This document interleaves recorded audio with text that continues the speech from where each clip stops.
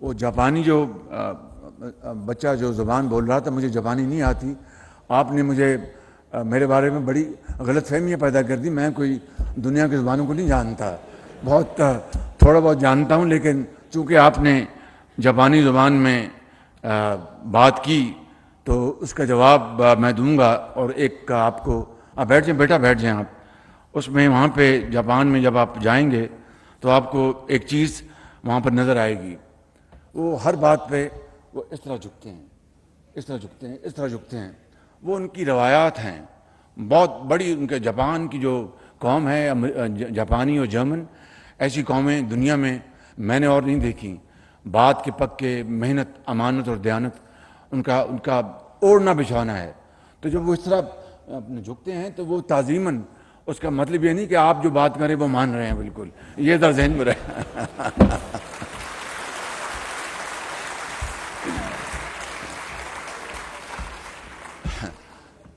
اور دوسری بات، ان کی ڈسپلن کو دیکھیں آپ.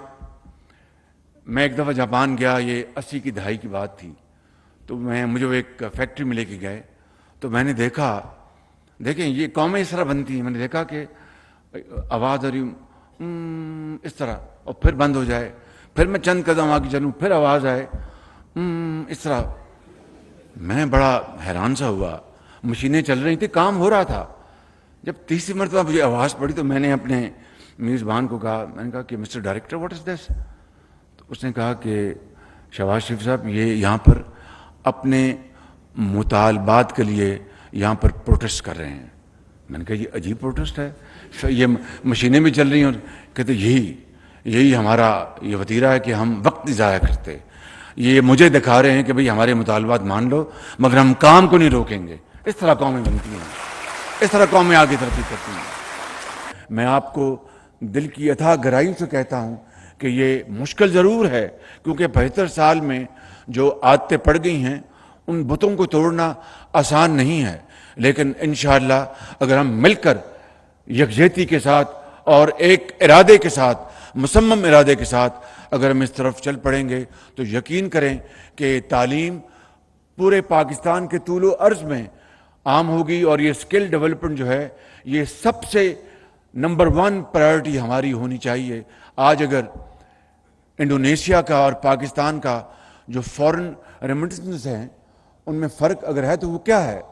پاکستان کی جو لیبر، پاکستان کے جو عمال جاتے ہیں خلیج میں اور دوسرے ممالک میں، دے آر سیمی اسکلڈ، یا بالکل وہ اسکلڈ نہیں ہوتے.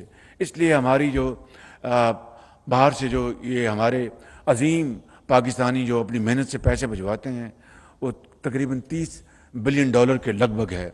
انڈونیشیا کی جو ریمیٹنس ہیں اس سے ڈبل ہیں، اس لیے کہ وہ ہائیلی کوالیفائڈ اسکلڈ لیبر باہر بھجواتے ہیں، ٹیکنیشین بھجواتے ہیں، جس سے کہ ان کی آمدن دگنی ہو جاتی ہے.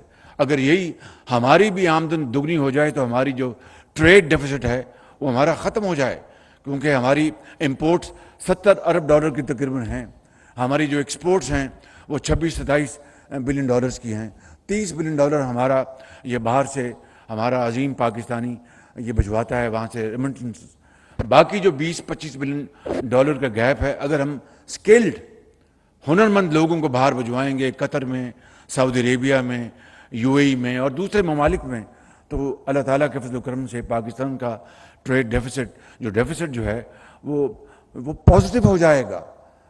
بہرحال یہ ایک لمبی کہانی ہے. میں آج اس ادارے میں کھڑے ہو کر اپنے آپ کو بہت میرے لیے اعزاز ہے کہ اتنے عظیم اسٹوڈنٹس، ٹیچرز کے سامنے میں کھڑا ہوں.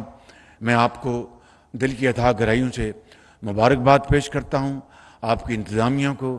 اور میرے لائق ابھی ہماری حکومت کو صرف 1 ماہ رہ گیا ہے، لیکن میرے لائق کوئی بھی خدمت ہے تو اس مقصد کے لیے تمام وسائل آپ کی خدمت میں نچھاور کرنے کو تیار ہے. بالکل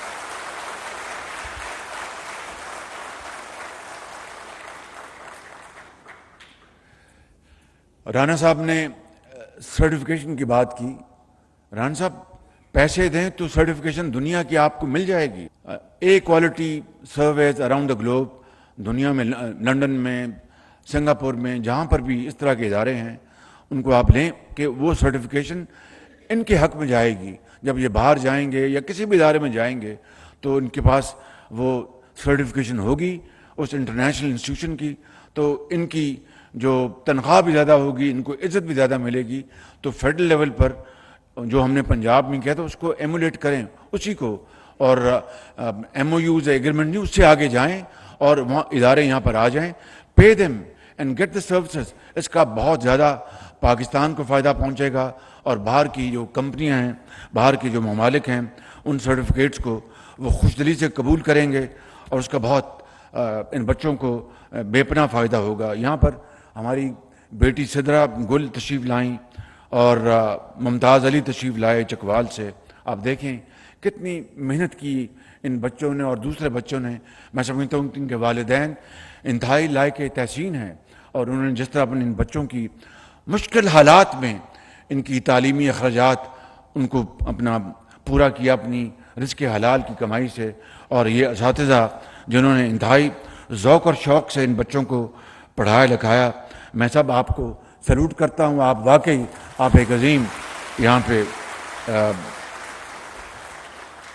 लेकिन एक चीज़ की कमी यहाँ पर महसूस हुई, आपको गार्ड ऑफ ऑनर नहीं दिया गया। ये मुझे समझ नहीं आई कि गार्ड ऑफ ऑनर क्यों नहीं मिला, क्योंकि ये गार्ड ऑफ ऑनर ये आपके लिए, इन स्टूडेंट्स के लिए है, ये मेरे लिए नहीं है। मुझे तो आपने पहले ही वज़ीर आज़म बनाया, मुझे और क्या चाहिए।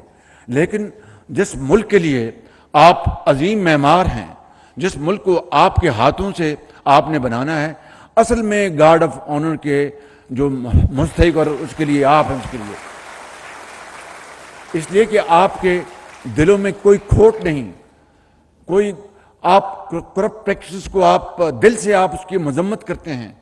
और जब आप किताबें पढ़ते हैं और आप अलूम सीखते हैं तो आप सोचते हैं कि हमारा माशरा इतना करप्ट क्यों है।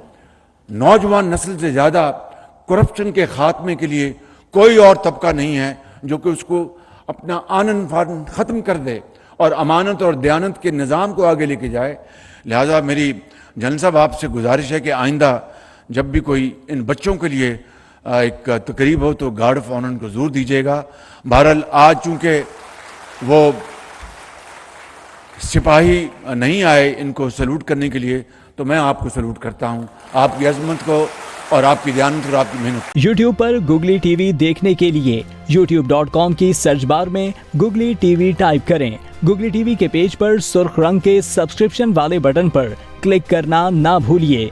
YouTube पर अपलोड होने वाली वीडियो से बाखबर रहने के लिए बेल आइकॉन पर क्लिक कीजिए। आपको हर नई आने वाली वीडियो के बारे में नोटिफिकेशन मौसूल हो जाएगा।